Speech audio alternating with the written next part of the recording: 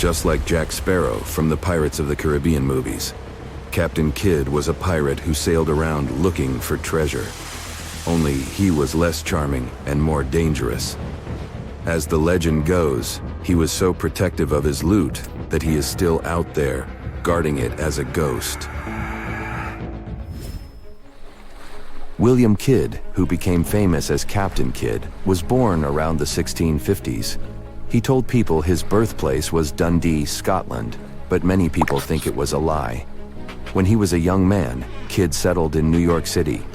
He became friends with powerful people, including 3 governors.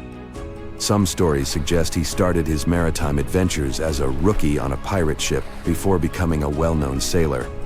By 1689, Kidd had already become part of a pirate crew. When they were sailing in the Caribbean, Kidd and other men on the ship rebelled. They overpowered the captain and renamed their ship Blessed William, making Kidd the new captain. Kidd gained experience and even assisted certain countries during battles.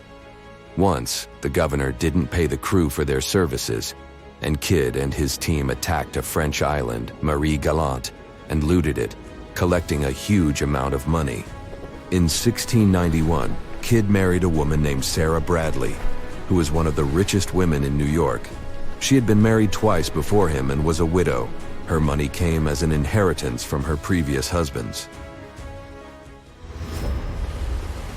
A few years later, the man in charge of New York, Massachusetts, and New Hampshire asked Captain Kidd to go after some pirates. This wasn't just any request. It had the support of the king and carried a lot of importance. If Kidd had said no, people would have thought he was disloyal and looked down on him. This was the start of the journey that made Captain Kidd famous as a pirate and a character in stories.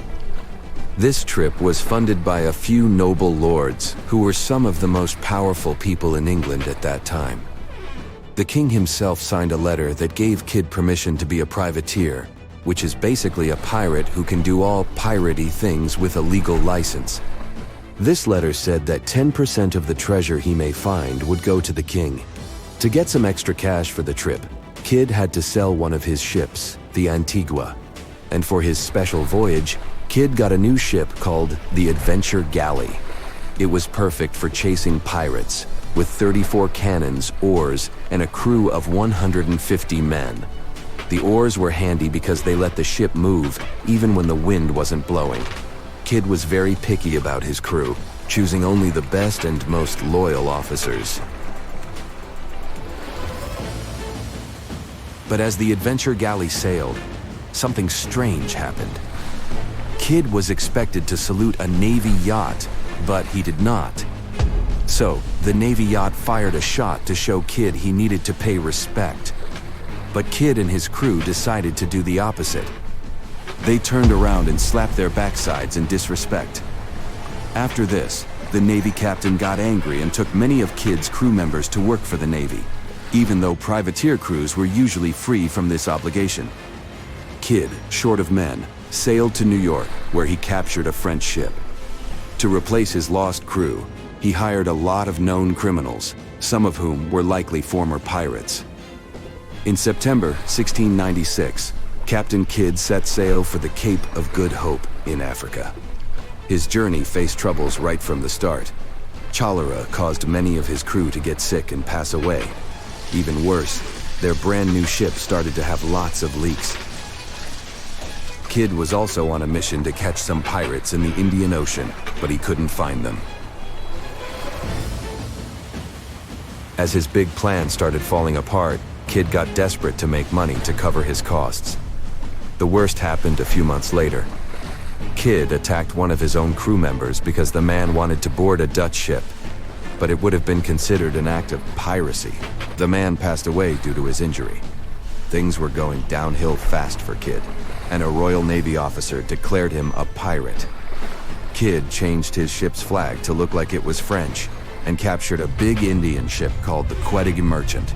It was loaded with valuable stuff like silk, gold, and silver. Kidd decided to keep the Quedagh Merchant and sailed to Madagascar. There he met another pirate named Robert, who had taken Kidd's ship years ago. There are two different stories about how it went. One says Kidd was nice to him, and the other says Kidd was scared and wanted to wait for his backup to attack. But whatever the case, most of Kidd's crew left him to join Robert. Kidd decided to give up and go back home. He left his old ship, the Adventure Galley, behind as it was falling apart. Before he set it on fire, he took all valuables from it and boarded the Adventure prize. The British authorities had a law that offered pardons to pirates in the Indian Ocean, but they made sure Kidd couldn't get one. They didn't want to forgive him because he was connected to some powerful people in England. Kidd found out he was wanted as soon as he reached Anguilla, and he couldn't use the pardon. The government had changed, and new leaders wanted to use him to make their rivals look bad. They thought Kidd would spill the beans about his powerful supporters. However, Kidd refused to reveal any names, believing that his friends would come to his rescue, but they failed him. Some say he might have escaped punishment if he had talked, but he didn't. Kidd was sent to London to stand trial before the High Court of Admiralty.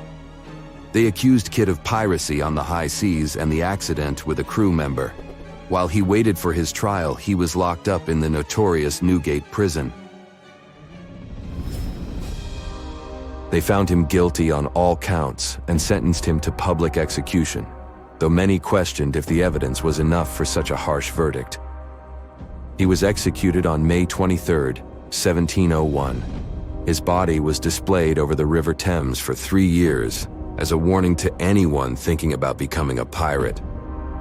Some of Kidd's crewmen were supposed to be punished in the same way, but they were set free before their executions. The loot Captain Kidd had collected over the years made people believe he must have hidden it somewhere. This sparked loads of treasure hunts in different places. Some people say that Kidd might have hidden the treasure on the Rahway River in New Jersey, just across from Staten Island. Evidence suggests that Captain Kidd hid a small stash of treasure on Gardiner's Island, near New York. It was supposedly found and sent to England as proof against Kidd in his trial for piracy. Around the Bay of Fundy, people have been looking for Kidd's treasure since at least 1875.